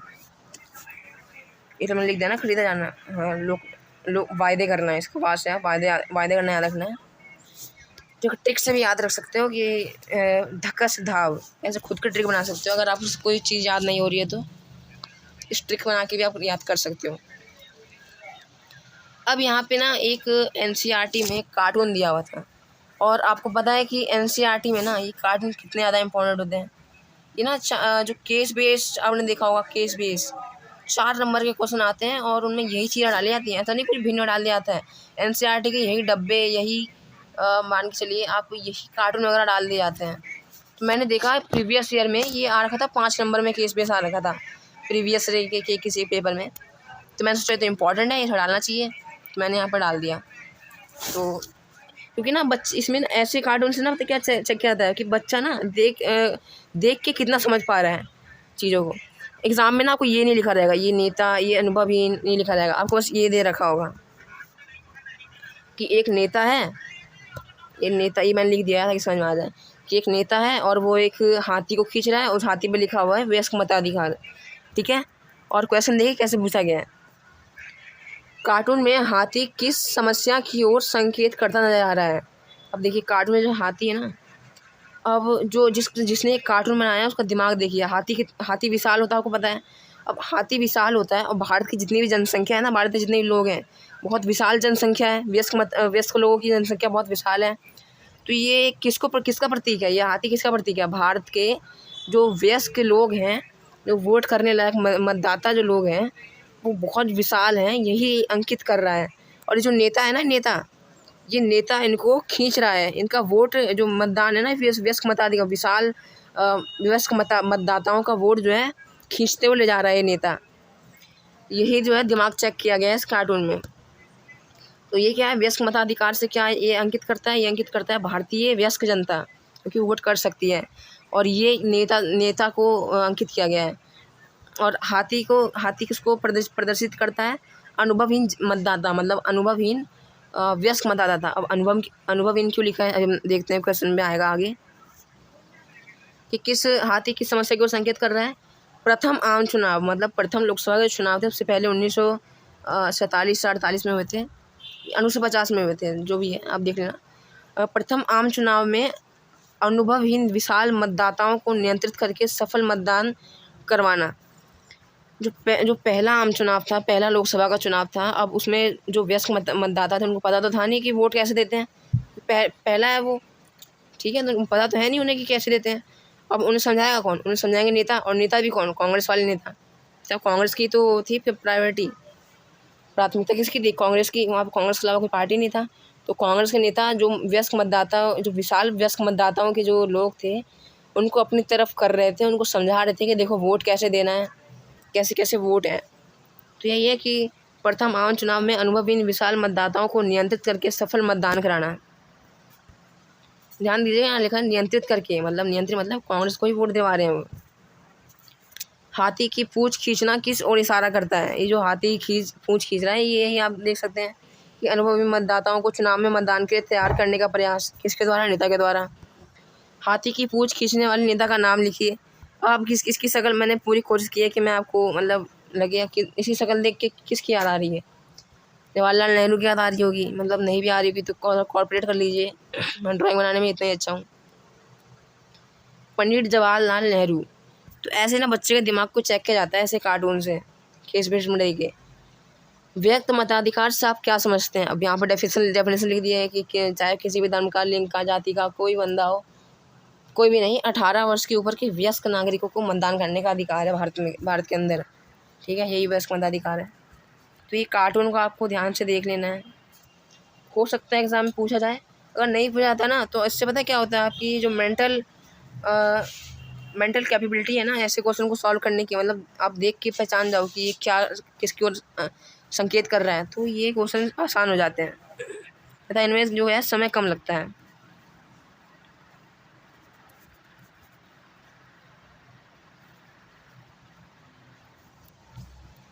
अब यहाँ पे देखते हैं कि कुछ इम्पोर्टेंट मैंने पॉइंट लिख दिए हैं जो आपको याद रखना है।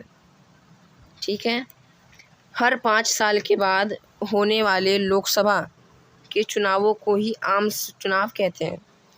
हर 5 साल बाद जो चुनाव होते हैं ना उनको ही आम चुनाव कहा जाता है। आपको पता होगा पर फिर मैंने लिख दिया है, बहुत लोगों को नहीं पता होता है। चुनावों में निर्वाचन क्षेत्रों की सीमा परिसीमन आयोग तय करता है। हमने ऊपर देख लिया था 343 सीटों के भौतिक बॉर्डर। रुकिए मैं आपको समझाता हूँ, आपको दिखाता हूँ। आपको ना एक चीज़ देख के ना बहुत हैरानी होगी। देखिए ये देखिए भारत के कुल निर्वाचन क्षेत्र, यहाँ पे आप देख सकते हैं। ये आप यहाँ पे पूरे निर्वाचन क्षेत्र दे सकते हैं, पूरे 543 निर्वाचन क्षेत्र हैं यहाँ पे। ये देखिए किस तरीके से जाल है। और सबसे ज़्यादा कहाँ पे घनत्व दिख रहा है इनका, उत्तर प्रदेश में सबसे ज़्यादा घनत्व दिख रहा है हमें। और ये कब से चले आ रही है इस निर्वाचन क्षेत्र की संख्या 1971 से। तो ये कि चुनावों में निर्वाचन क्षेत्रों की सीमा परिसीमन आयोग तय करता है, और कौन से निर्वाचन क्षेत्र आरक्षित होंगे वो भी यही परिसीमन आयोग तय करता है। तो कुल कितने निर्वाचन क्षेत्रों की सीमा तय करता है ये, 543 सीटों की। फिर अगला देखते हैं, यहाँ पे इम्पोर्टेंट कुछ पॉइंट्स हैं जो कि छूट गए थे। लोकसभा में कुल 130 सीटें आरक्षित हैं, 131 मैंने आपको बताया था, 84 SC, 47 ST। भारत में वर्तमान में मुख्य निर्वाचन आयुक्त राजीव कुमार है, ये पूछा गया था 1 नंबर में क्वेश्चन। और सबसे पहले कौन से थे, सुकुमार सेन, और वर्तमान में कौन है, राजीव कुमार। और गुप्त मतदान प्रणाली का क्या अर्थ है कि प्रत्यक्ष लोकतंत्र में प्रतिनिधियों के चुनाव करवाने की प्रणाली को गुप्त मतदान की प्रणाली कहते हैं, क्योंकि इसमें मतदाता के अलावा किसी को पता नहीं चलता कि किसको वोट दे रहे हैं। क्योंकि मतदाता के अपने प्रतिनिधि को वोट देते हैं तो उसी को पता होता है कि किस प्रतिनिधि को वोट दे रहा है, उसके अलावा किसी को पता नहीं होता, इसलिए इसे गुप्त मतदान प्रणाली भी कहते हैं। किसी चुनाव प्रणाली की सफलता के 2 तत्व होते हैं। कौन से 2 तत्व? स्वतंत्र और निष्पक्ष चुनाव और पारदर्शी चुनाव, ये 2 तत्व होते हैं किसी सफल निर्वाचन प्रणाली के। सार्वभौमिक वयस्क मताधिकार के 4 महत्व लिखिए, 4 नंबर में क्वेश्चन आया था। सार्वभौमिक वयस्क मताधिकार जन प्रभुत्व सिद्धांत लागू होता है के आधार पर लागू होता है। यह लोकतांत्रिक सिद्धांत के अनुरूप है, लोकतांत्रिक सिद्धांत के व्यक्तिगत विकास के लिए आवश्यक है। इससे राजनीतिक जागरूकता आती है। और आप एक पॉइंट और लिख सकते हो कि इससे ना लोग राजनीति में अपना हिस्सा लेते हैं, राजनीति में भागीदारी बढ़ती है लोगों से, क्योंकि इसमें सही वयस्क के नागरिक जो है वोट दे सकते हैं। सबका जो है वोटों का जो मान है वो एक ही होता है। प्राचीन यूनान के नगरों में प्रचलित प्रत्यक्ष लोकतंत्रीय व्यवस्था को समझाइए। मैंने आपको बताया था क्या होता है प्राचीन यूनान में। प्राचीन यूनान में प्रत्यक्ष लोकतंत्रीय प्रणाली थी। इसका अर्थ है कि प्राचीन यूनान के सभी नागरिक रोजमर्रा के फैसले और निर्णय लेने के लिए सरकार चलाने के सीधे भाग लेते थे। ये कैसे करते थे? प्राचीन यूनान का प्रत्येक नागरिक शासक कहलाने योग्य था। मतलब अर्थात क्या था, मतलब कि जो हर एक नागरिक जो है शासक कहलाने लायक था। और संपूर्ण कैसे, अब ये फैसले लेते कैसे थे कि संपूर्ण नगर राज्य के लोग एक स्थान पर एकत्रित होते थे और हाथ उठाकर फैसले लेते थे। और मैंने ना इसको याद करने की, समझने के लिए मैंने यहाँ पे फ्लो चार्ट बना दिया है कि मान लीजिए प्राचीन यूनान के लोग हैं और एक जगह पे एकत्रित हो गए हैं, तो इन ऐसे ना ये हाथ उठा के ना अपने अपने फैसले ले सकते थे। मान लीजिए कि ये बंदे को फैसला लेना है तो उसने हाथ उठाया और उसने बोला कि भाई मुझे फैसला लेना है, और अपना फैसला सुनाता था। फिर ना ये लोग सहमति या असहमति दर्ज करते थे, ये लोग अन्य लोग। फिर ये जैसे कि मैं सहमत हूँ, मैं भी, ठीक है, सही फैसला है, थोड़ी कमी है, मतलब ऐसे ना ये अपनी सहमति और अपना विचार व्यक्त करते थे, अपने फैसले खुद ही ले लेते थे ये लोग। लोकसभा एवं विधानसभा के सदस्य बनने के लिए संविधान में कौन कौन सी योग्यता तय की गई है? 4 नंबर का क्वेश्चन है और ये बहुत बार पूछा गया है, मतलब 2-3 बार पूछा गया, मैंने देखा था कि योग्यता क्या है लोकसभा या विधानसभा यानी कि सांसद या विधायक बनने की योग्यता। भारत का नागरिक हो, अगर ये किसी भी ना कि योग्यता क्या है, इसकी योग्यता क्या है, सबसे पहले तो ये चेप दो आप, भारत का नागरिक हो, समझ रहे हो, भारत का नागरिक हो, 25 वर्ष की आयु का हो, लाभ के पद पर ना हो, मतलब किसी लाभ के पद पे ना हो, पागल या दिवालिया ना हो, मतलब ऐसा बैंकरप्ट बोलते हैं दिवालिया को, बैंकरप्ट, पागल या दिवालिया ना हो, और आपराधिक इतिहास ना हो उसका, मतलब आपराधिक बैकग्राउंड से ना हो, समझ हो, लाभ के पद पर ना हो, पागल और दिवालिया ना हो, आपराधिक इतिहास ना हो, ये लिख सकते हो आप। और एक तो आपको बता ही दिया था ना 25 वर्ष की आयु होती है। आगे चलते हैं। भारत में मुख्य निर्वाचन आयुक्त के चयन प्रक्रिया को समझाते हुए उनके कार्यों का वर्णन कीजिए। जो मुख्य निर्वाचन आयुक्त है ना भारत के, उनको निर्वाचन की प्रक्रिया को समझाइए। 6 नंबर का क्वेश्चन था। उसके प्रमुख कार्यों का वर्णन कीजिए। तो मुख्य निर्वाचन आयुक्त की नियुक्ति कौन करता है? राष्ट्रपति द्वारा मंत्री परिषद की परामर्श पर होती है। मुख्य निर्वाचन आयुक्त निर्वाचन आयोग की अध्यक्षता करता है। देखा हमने, कार्यकाल इसका 6 वर्ष का होता है और 65 वर्ष की आयु तक होता है। ये भी आपको याद रखना है, 6 वर्ष तक का तो होता है, साथ में 65 वर्ष की आयु तक। मान लीजिए कोई 6 वर्ष तक, मतलब 6 वर्ष का कार्यकाल पूरा कर लिया किसी निर्वाचन आयुक्त ने, वो दोबारा भी निर्वाचन आयुक्त बन सकता है। और ऐसा कब तक बन सकता है? 65 वर्ष की आयु तक। वेतन कितना होता है? लगभग 2,50,000 प्रति माह होता है लगभग। अपनी मर्जी से 2 लाख, लगभग 2 लाख भी लिख दो, कोई दिक्कत नहीं है। अब कार्य जो है ना, ये आपको मतलब ये ध्यान रखने वाली बात है कि जो मुख्य निर्वाचन आयुक्त के जो कार्य है ना और जो निर्वाचन आयोग के कार्य हैं, बिल्कुल डिट्टो हैं, बिल्कुल मतलब बिल्कुल सेम। निर्वाचन आयोग के कार्य, निर्वाचन आयोग और मुख्य निर्वाचन आयुक्त दोनों के कार्य सेम। ऐसा क्यों? आपको ये बता देता हूँ कि मुख्य निर्वाचन आयुक्त है वो इसी की तो अध्यक्षता करता है, मतलब निर्वाचन आयोग की तो अध्यक्षता करता है। इसलिए ना एग्जामिनर ना बहुत चालू होता है, क्या करता है वो ये नहीं पूछा डायरेक्ट कि निर्वाचन आयोग के कार्य बताओ, वो पूछ लेगा कि मुख्य निर्वाचन आयुक्त के कार्य बताओ। अब बंदा कंफ्यूज कि यार मुख्य निर्वाचन आयुक्त के कार्य तो था ही नहीं यार, चार्ट पढ़ा ही नहीं यार, अब क्या करूँ। अब वो आपको ध्यान में रखना है कि जो निर्वाचन आयोग है ना, जो निर्वाचन आयोग है उसी के कार्य हैं मुख्य निर्वाचन आयुक्त के कार्य, समझ रहे हो? मतलब जो मैंने ऊपर 6 पॉइंट लिखवाए थे ना,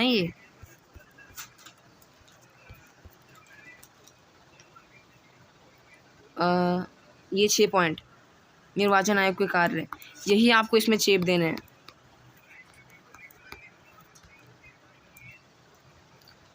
जो निर्वाचन आयोग के कार्य है वही सेम उसकी जगह इसके हैं, बस जहाँ जहाँ निर्वाचन आयोग लिखा है वहाँ मुख्य निर्वाचन आयुक्त लिखना है, ठीक है? समझ में आ गया आपको? मुख्य निर्वाचन अब आप सोचोगे कि मुख्य निर्वाचन आयुक्त के बारे में तो उनके खाली कार्यों का पूछा था, पर मैंने ये सब क्यों लिखा कि इनकी नियुक्ति कैसे होती है, कार्यकाल कितना है, वेतन कितना है, ये सब मैंने इसलिए लिखा क्योंकि ये देखिए कितने नंबर का क्वेश्चन है। नंबर भी देख लीजिए भाई, अगर 4 नंबर का होता तो ठीक है मैं कार्य लिखता, 6 नंबर का है तो उसमें पूरी डिटेल लिखनी पड़ेगी आपको मुख्य निर्वाचन आयोग की। क्वेश्चन पे मत जाओ, नंबर पे जाओ, क्योंकि यही एक अंतर है टॉपर बच्चे में और एक सामान्य बच्चे में, क्योंकि वो बातों का ध्यान नहीं रखता है। तो कार्य में आपको जहाँ वहाँ पे क्या है ना कि पूरे उसी कार्य छेप देना निर्वाचन आयोग के पास, जहाँ जहाँ पे ना निर्वाचन आयोग लिखा है वहाँ पे आपको मुख्य निर्वाचन आयुक्त लिख देना है बस, ठीक है? अब एक लास्ट टॉपिक है इस चैप्टर का, जो कि है चुनाव आयोग के विभिन्न चरण। चुनाव आयोग के विभिन्न चरण अब वही है जो हमने ऊपर देखे थे कि चुनाव की अधिघोषणा, फिर जो है नामांकन प्रक्रिया की तिथि का चुनाव तय करना, फिर चुनाव प्रसार, फिर मतदान की तिथि, फिर मतगणना की तिथि, फिर चुनाव परिणामों की घोषणा। तो ये जो चरण है, विभिन्न चरण चुनाव प्रक्रिया के, तो ये कि स्वतंत्र और निष्पक्ष चुनाव की व्यवस्था एवं चुनाव प्रचार, ठीक है? चुनाव की अधिघोषणा, नामांकन शुरू होने की तिथि, मतदान की तिथि, मतगणना की तिथि, चुनाव परिणामों की घोषणा, ये 4 या 3 नंबर पूछ सकते हैं। तो इसी के साथ हमारा चैप्टर होता है ख़त्म। ये देख सकते हैं, ये मैंने इतने अच्छे से नोट्स बना दिए हैं खाली आपके लिए। आप इनको ऑनलाइन भी पढ़ सकते हो और इनको प्रिंट भी करवा सकते हो। मैंने इन्हें बनाने में 5 से 6 दिन लगाया है, साथ में जो PYQ एनालिसिस उसका टाइम अलग। तो आप प्लीज़ इस चैनल को ज़रूर सपोर्ट कीजिए। आपको पता ही है कि जो ह्यूमैनिटीज़ के बच्चे हैं उनके साथ कितना भेदभाव किया जाता है। खासकर स्कूलों में तो उनकी इज्जत ही नहीं होती है। प्राइवेट स्कूल में चलो होती है उनकी कुछ थोड़ी बहुत इज्जत, पर जो गवर्नमेंट स्कूल है उनको तो मतलब सबसे नीचे समझाता है ह्यूमैनिटीज़ वालों को। तो ये मैं अकेला नहीं कर सकता कि ह्यूमैनिटीज़ को मैं साइंस के लेवल तक का लेके जाऊँ, क्योंकि आपको पता है कि जो डिफ़िकल्टी लेवल तो उन लोगों का सेम नहीं है, पर जो रिवीजन लेवल है वो साइंस से कुछ ज़्यादा ही है। मतलब इसमें समझने के लिए बहुत कुछ है, ऐसा नहीं कि सब कुछ साइंस और कॉमर्स में ही है, ह्यूमैनिटीज़ में बहुत कुछ है। और ऐसा पर हमें ये समाज को सिद्ध करना होगा, और ऐसा मैं एक अकेला बंदा नहीं कर सकता हूँ। मुझे इसके लिए आप लोगों की सपोर्ट की आवश्यकता है। तो प्लीज़ मुझे आप सपोर्ट कीजिए। इन नोट्स को बनाने में मैंने बहुत ज़्यादा टाइम लगाया है, साथ ही साथ मैं स्टडी भी कर रहा हूँ अपना। आपको पता होगा मैं अपने स्टडी से टाइम निकाल के नोट्स बनाता हूँ, जिसके लिए मुझे अलग से टाइम निकालना पड़ता है, क्योंकि मैं खाली ह्यूमैनिटीज़ के बच्चों के लिए चाहता हूँ मैं एक रेवोल्यूशन लाऊँ। तो प्लीज़ मुझे ज़रूर सपोर्ट कीजिएगा, चैनल को सब्सक्राइब कीजिएगा और इस वीडियो को लाइक कीजिएगा। इस जो नोट्स की जो PDF है उसकी जो ड्राइव लिंक है वो आपको डिस्क्रिप्शन में मिल जाएगी। और मेरे अदर जो सोशल मीडिया हैंडल्स हैं जैसे कि इंस्टाग्राम है, टेलीग्राम, आप उस पर भी फॉलो कर सकते हो मुझे। ये मैंडेटरी नहीं है, बस यूट्यूब पे मुझे जरूर सब्सक्राइब करके रख लीजिएगा, और जो बेल आइकन है उसको जो ऑल पे सेट कर लीजिएगा। अंत में बस यही कहना चाहूँगा, थैंक्स फॉर वॉचिंग।